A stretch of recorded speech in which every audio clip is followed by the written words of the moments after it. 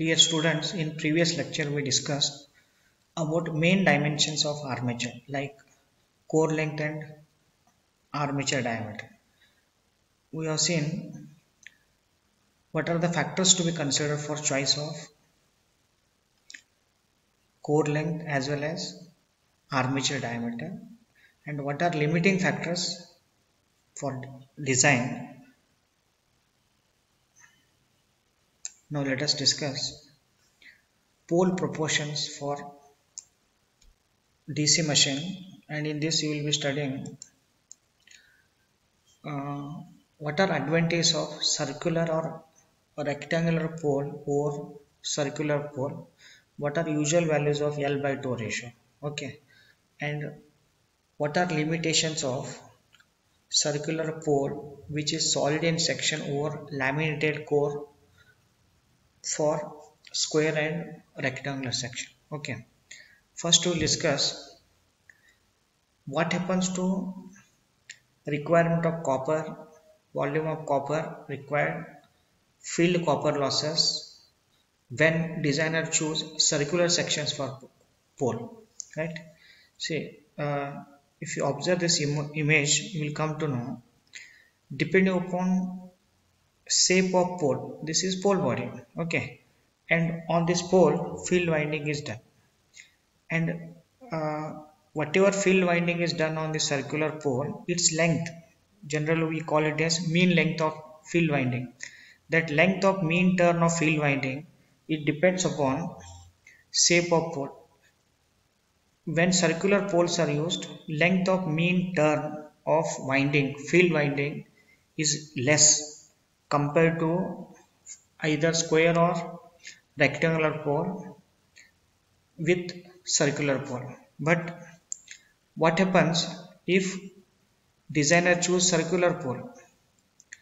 When circular section for poles are chosen, definitely length of mean turn of field winding is minimum, because circle gives minimum periphery for a given area, right?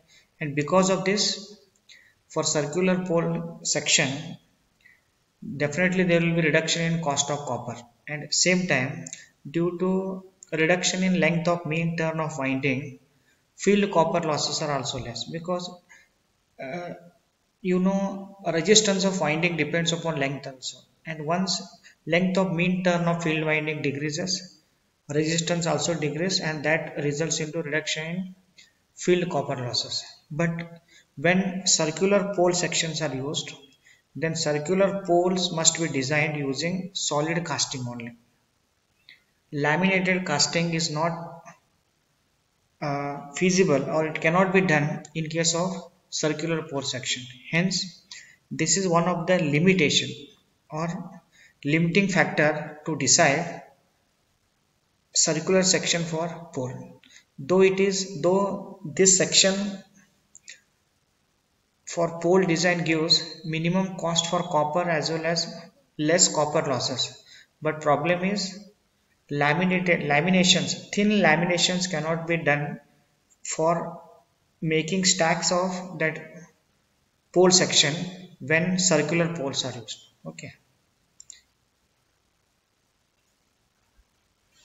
see, majority of present day DC machines which are used in industries as drives are DC motors. Okay, and to control speed of DC motor over wide range, or to have smooth control over DC motors, usually power converters, static power converters are used, and they are designed using silicon control rectifiers as semiconductor switches.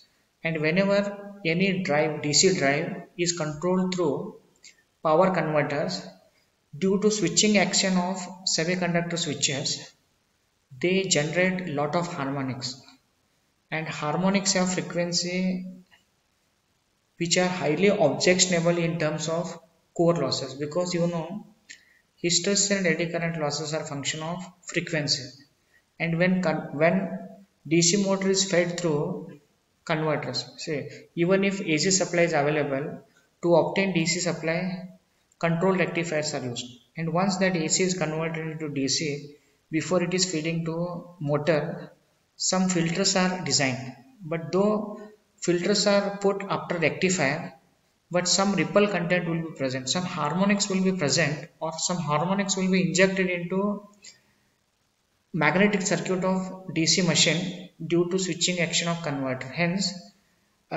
when DC motors are fed through power converters, if designer go for solid field structure, then it's very difficult to keep eddy current loss less. Say hysteresis losses can be kept low by choosing high permeability ferromagnetic materials. But uh, to keep eddy current losses low, thin laminations must be done.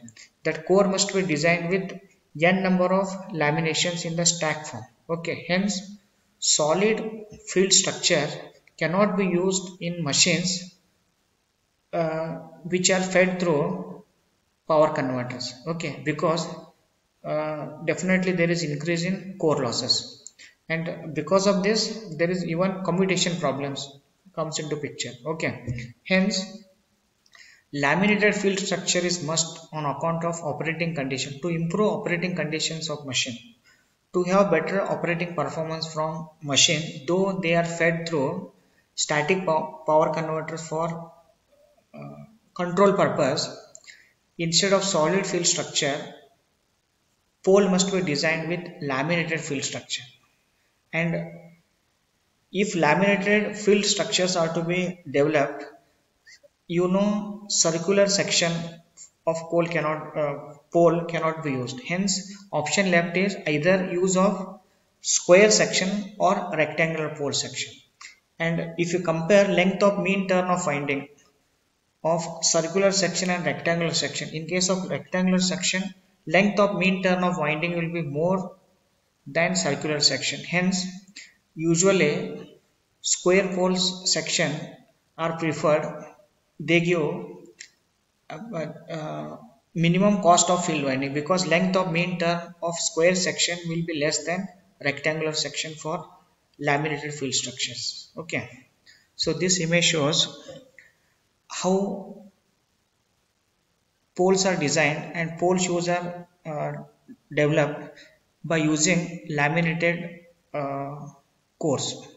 Okay, here n number of laminations must be assembled to form one pole section for both pole body as well as pole shoe. Okay, and definitely a laminated pole structure will give less eddy current losses. Even converters, even motors are fed through converter, and during harmonic, even if that supply contains harmonics, effect of harmonics on magnetic circuit will be less when laminated sections are used for poles. Okay,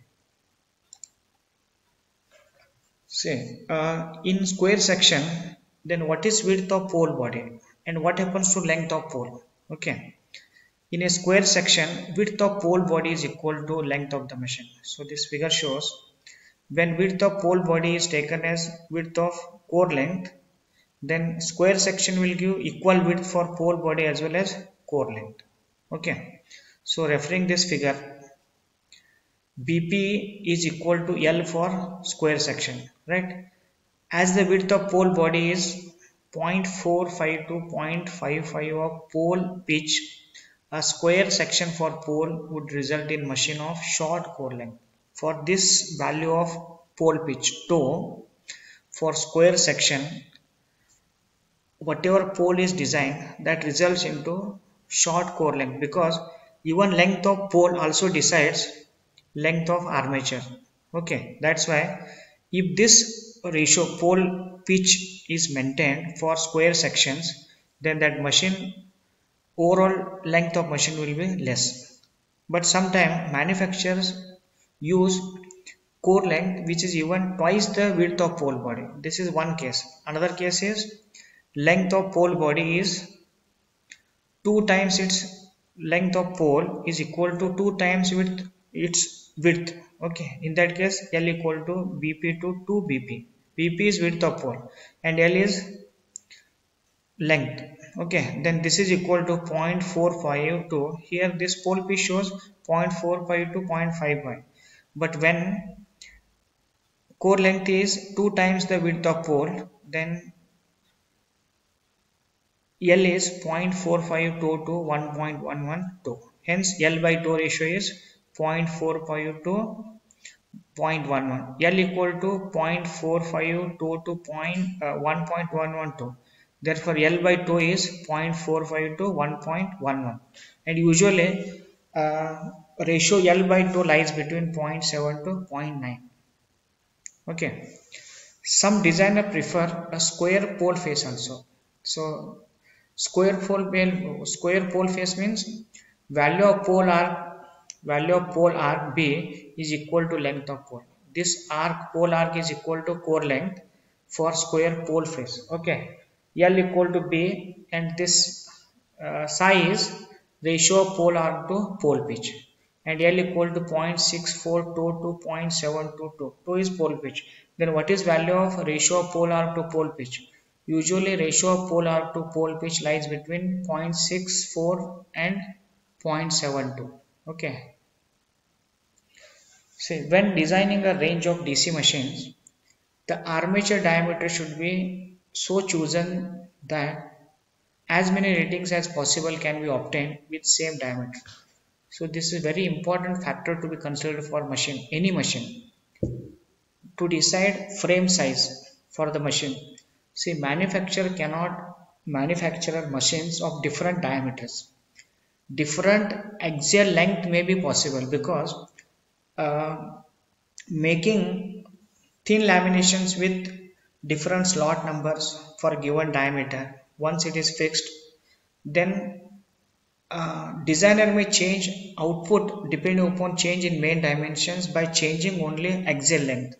Say, for each and every design for the machine, manufacturer may not manufacture different size of lamination, different diameters of lamination. That is very difficult. Punching, making thin laminations involves a lot of manufacturing costs. Hence, usual practice is armature diameters are fixed, and for same frame diameter, length of machine may be different. By varying length, different ratings should be obtained. Say, output of machine can be 5 kilowatt, 10 kilowatt, 20 kilowatt. It may be more than 20 kilowatt. Okay. For different outputs, definitely dimensions of machine will change. Main dimensions of machine like diameter and length will be different. Okay. But instead of changing diameter, manufacturer will fix first diameter. Frame, in terms of frame size, diameter will be usually fixed and axial length of machine will be changed to have different outputs, because power generated depends upon output coefficient also, and output coefficient or power generated depends upon d square L product. Okay, by changing either diameter or length of machine, power generated by machine can be changed, and instead of changing diameter, manufacturer change usually length, because once frame size is fixed, size of laminations are fixed, n number of laminations can be assembled in stack from axially. Any length of machine can be by arranging n number of laminations axially, length will increase, and increase in length of machine also give change in the output. Hence, for different ratings, instead of using different diameters, it is usual practice is to fix first diameter with same diameter, frame diameter, and varying axial length, different outputs are obtained. Okay, and definitely this will cut down the manufacturing cost. Okay, to keep manufacturing cost of DC machine, designer prefer same diameter for different outputs, but he may use more number of laminations to form core axially, and axial length of machine may be changed. Okay, right. Thank you.